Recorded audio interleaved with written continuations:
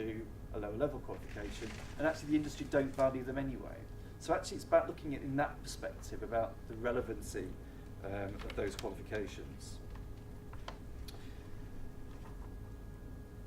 But has there been a change? And I would sort of suggest that there has been a change. I think on the back of the economic slowdown, the industry has found it difficult. You know, our latest research shows for the last 2 years the industry has shrunk in size quite significantly in places, and actually it's been difficult economically to compete as everybody's slowed down and everybody's looking at their spend. So that's one factor. I think clearly, as the sort of symbol sort of implies, there's changes in higher education as well. Things are more challenging for you. And now what that will mean in terms of the supply of events graduates, it's a question for you. I wouldn't be able to say at the moment, it's probably too early to say. But actually will make a difference. But I think the debate we've had as an industry about the number of graduates going into largely non-graduate roles in the industry has now become a broader debate across the UK economy as a whole. And I think it's sort of sharp relief in terms of what the previous government, the Labour Party's view of 50% of 19 to 24-year-olds experiencing higher education.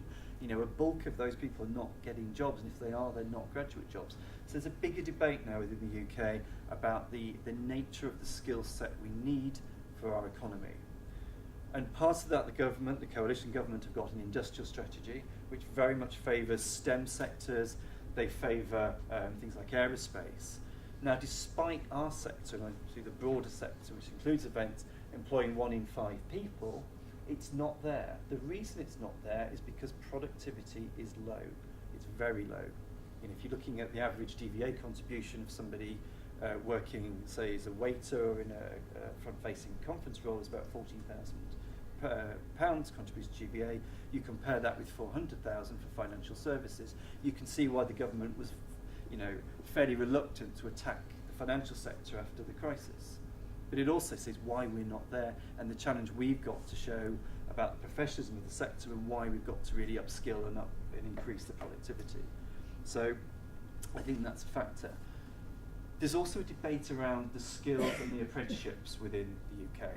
Now, I think colleagues on the continent are always surprised when they're looking at their 3-year, 4-year apprenticeships to find that ours historically was less than a year. It's now 1 year, and that's a mandatory point, but actually, is it rigorous enough? Is it giving the skills requirements? Is it the right? And actually, is it attracting those who have probably gone into higher education? Does it have that parity? Now, clearly, it doesn't at the moment, but that's the debate. Now, professional standards is very much at the heart of that debate. You know, government have effectively switched the emphasis of professional standards. So historically, we've had something called national occupational standards that Susan's alluded to, that underpin qualifications and apprenticeships.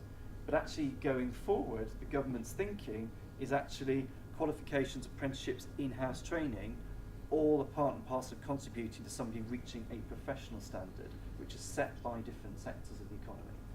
Now that's a huge, huge shift.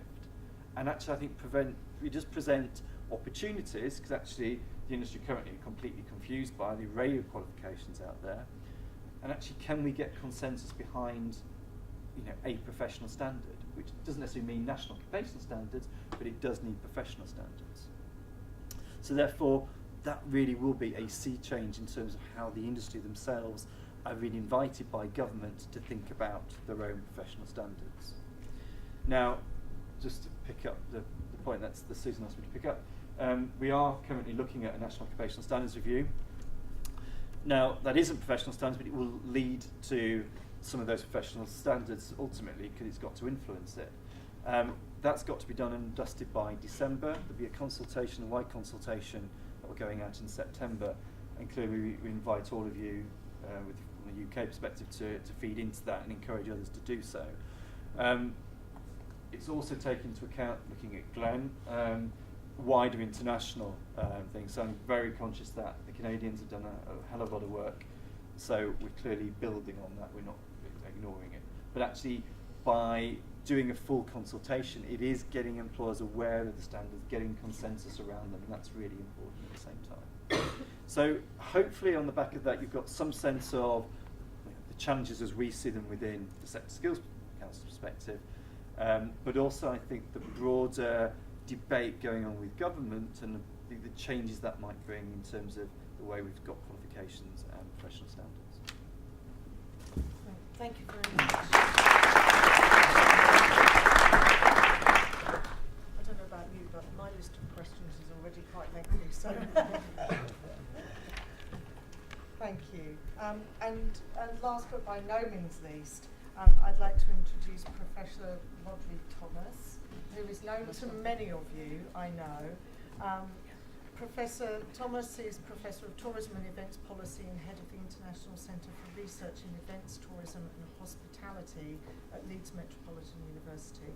He's a non-exec director of the Association for British Professional Conference Organisers, ABCO, yet another one of our many acronyms of which we're so fond. So, Rhodri, would like to take it away? Thank you. Lovely, thank you. Good afternoon. My role today is to stimulate debate by taking a somewhat different perspective from the one that you've heard so far. Now, before I do that, I just want to to avoid confusion, just make a few things clear. And what the main thing is that when I take a different perspective on the process of professionalisation that may or may not be taking place, that shouldn't be confused with a support or lack of support for those organisations that are trying to achieve the kind of things that Susan has been talking about. So I'm a great supporter of professional associations. I was sponsored by the Institute of Travel and Tourism for 5 years and continue to have a very good working relationship with them. I've written a few things this year for the Institute of Hospitality, and the CEO of the Institute of Hospitality sits on our advisory board. We're working on 3 major projects for MPI within the unit that I work, and we're doing a similar number of projects for the British Institute of Innkeeping. And as has been said, I'm also a board member of ABCO. Now, it's important to declare that, because if you didn't know that, you may think that I am somehow antagonistic to these associations, and I'm not. I just have a different kind of analysis of the dynamic that I think is taking place. So I fully expect to become a member of the Institute of Event Management. I would want to be a friend of the Institute and highly supportive. I did a management course actually, and they told me never say but, say and. So having offered a whole pile of riders, and you then say, and now we're going to work on your timekeeping. Right, so obviously the question I was given today was to address this one, which is, what are the prospects for professionalising event management in the UK? And if this works, yep, there we are. I'm going to argue that the prospects... We pressed your email. Crap, that's really unlucky, wasn't it? Yes. Somebody may have... Yes. Right, sorry. So, and I'm going to... There we are, I totally lost the impact, of course, at that point. But there we are, I'm going to argue that the prospects are pretty poor, I think, in terms of the professionalisation of the occupation.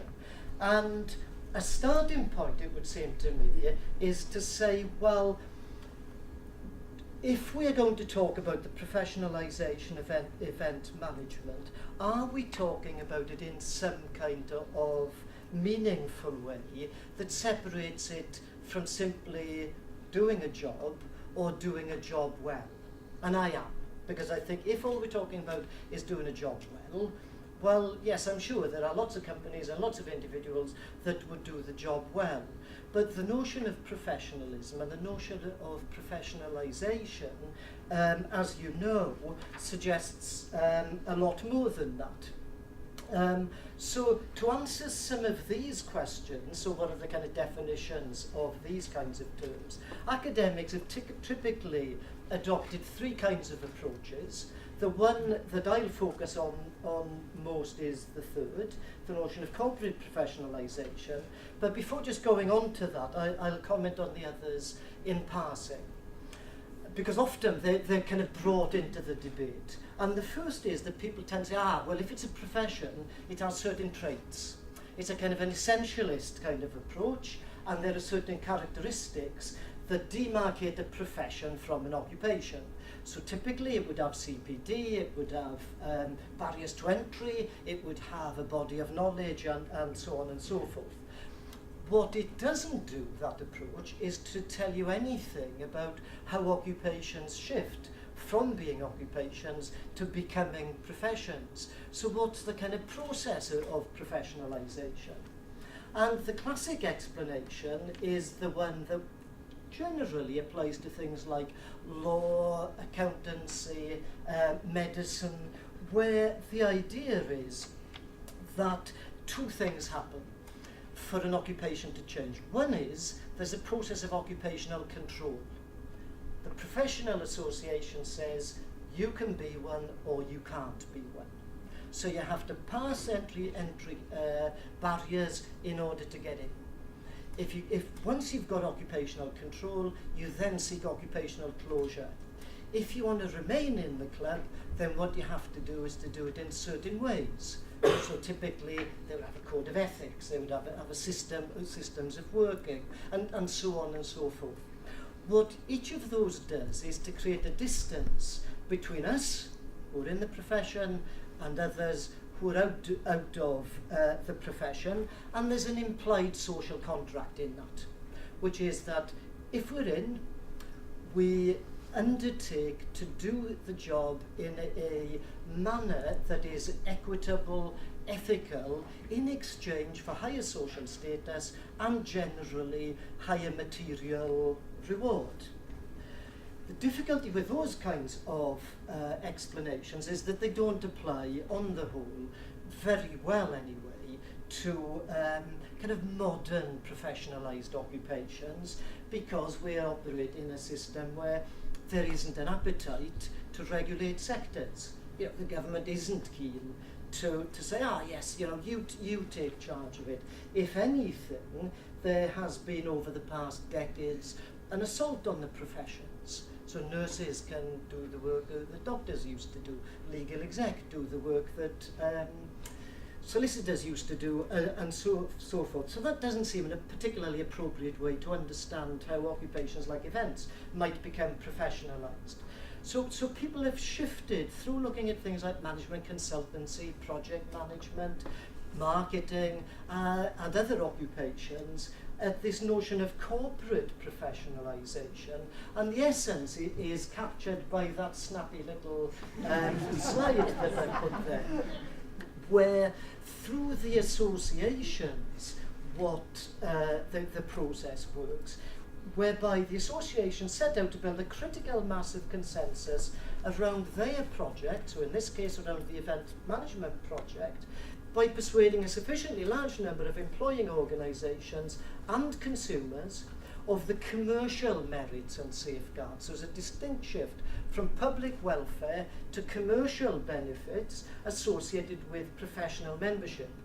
The idea being that once you persuade enough people have been won over and professional qualifications become embedded in corporate tendering processes, professional affiliation would be routinely expected and indeed requested and so on, producing a de facto market form of occupational closure.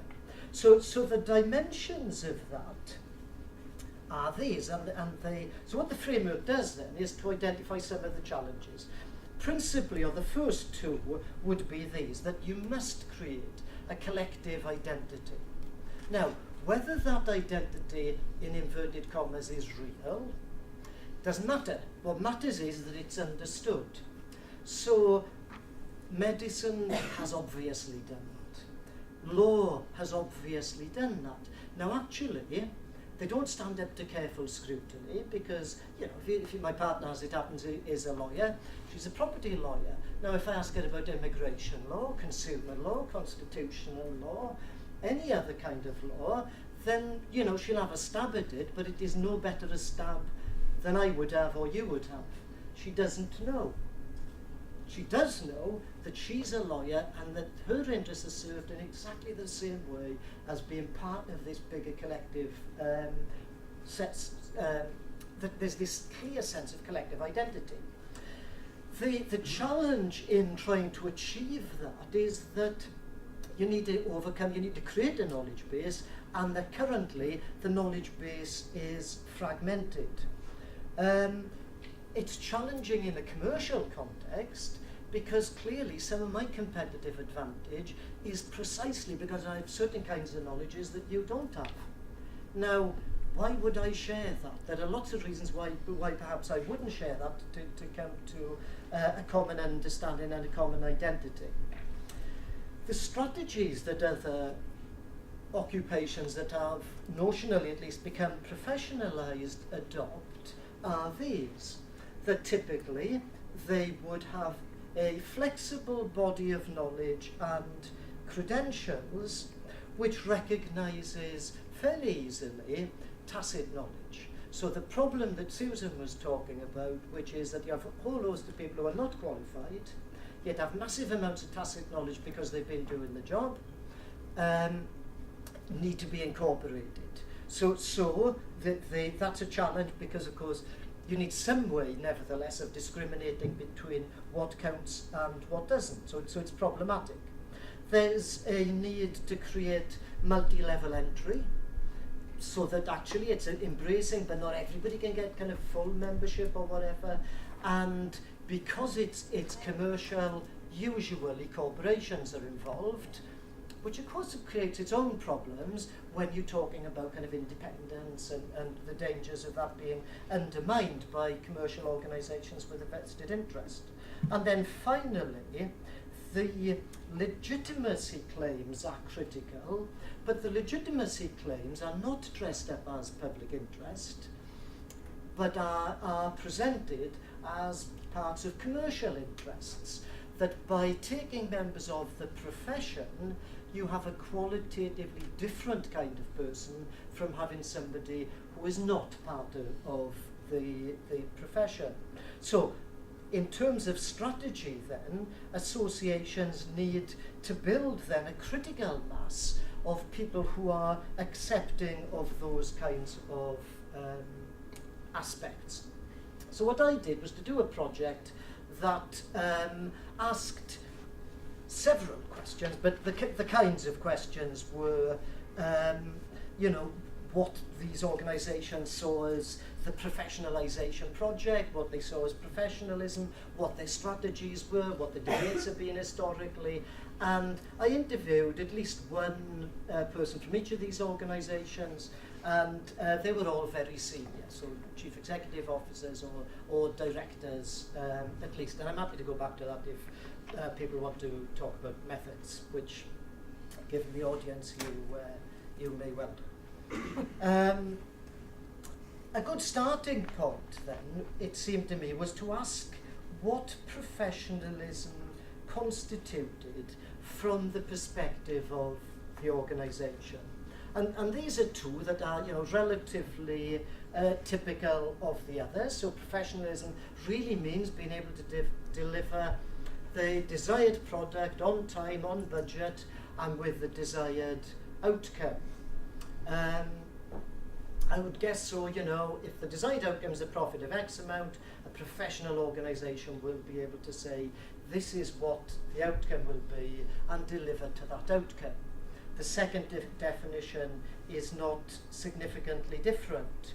So there are elements there that are obviously resonate with the idea of corporate professionalisation, and there are others that it seems to me simply resonate with kind of doing a good job, as many would in many walks of life.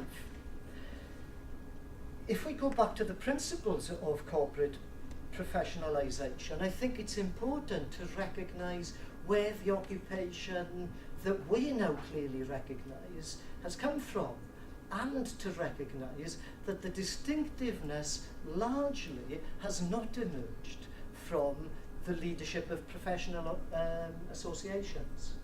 If anything, professional associations have kind of ridden the wave, to extend the metaphor of the conference, clever, have kind of ridden the wave of events management courses, you know, the kind of phenomenon that started off as kind of, you know, marginal activity that now for many of us have been kind of central to what we do, where we were undertaking courses that required probably a degree of legitimation from somewhere.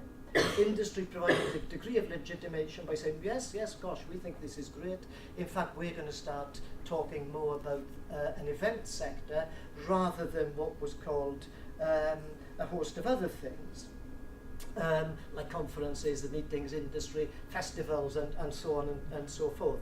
But simultaneously, of course, there's been a growth of public policy, which has supported, you know, local community events for reasons of economic development and social inclusion, to big events like the Olympics at a national and indeed international level.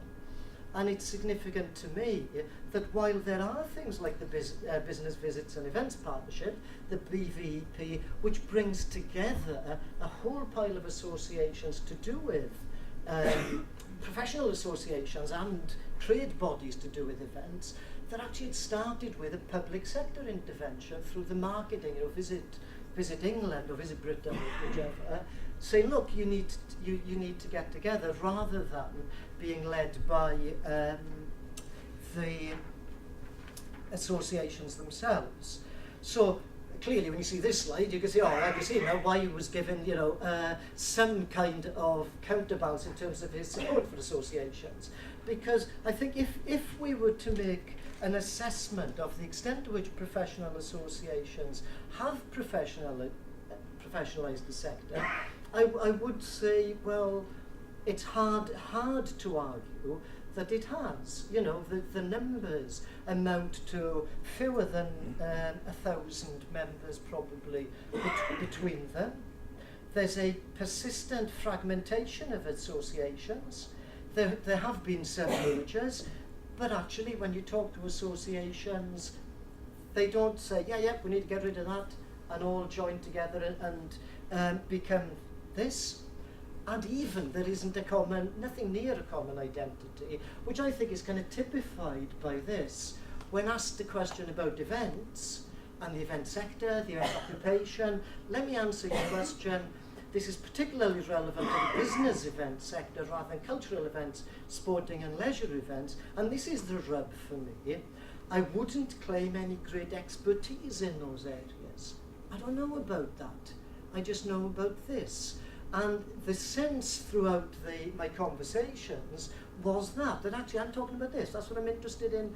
That's what matters. In addition, the current strategies clearly show elements of corporate professionalisation. There are instances, well, to be honest, I found one. There's one instance where there was a kind of co-production of knowledge. There was a case of a development of a model that could be used by others who were members of that association.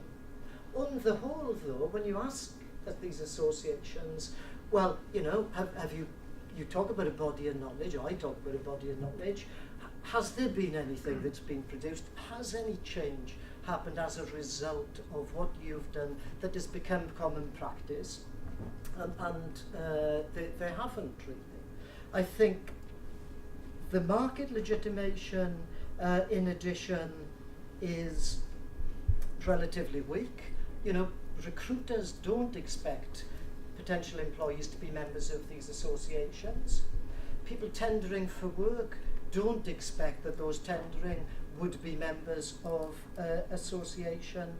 And I think there's been a shift in the discourse from professional associations to associations of professionals, which just becomes a kind of linguistic device that doesn't really mean a great deal, other than, well, you know, we want to do a good job and kind of drive up standards. Now, the IEM is different, but I don't think it's sufficiently different, and that I don't think, for me, it changes the prospect of professionalising the sector. Because it's, although in what Susan was saying, and some of the other things that I've heard and read about the IEM, there is an element of corporate professionalisation, but more of it is about a kind of classic approach at a time when professions more generally are being attacked rather than nurtured. So I don't think that element of it would work. The associations I talk to have got a lot to lose. Yeah, if this is the one that encompasses everybody, what does it mean for us? Does it mean we kind of give up then and merely merge into this? And they don't seem to have an appetite for that, particularly because certainly the ones I've talked to, which are most of them, are financially stable. And employer support seems to me to be equivocal. And so an example of that is given by this, you know. So do you find the case of the IEM persuasive? No. Not particularly, no. Because you've actually given me another individually based organisation. So I've now got MPI, ISIS and the Institute of Event Management. And personally, I want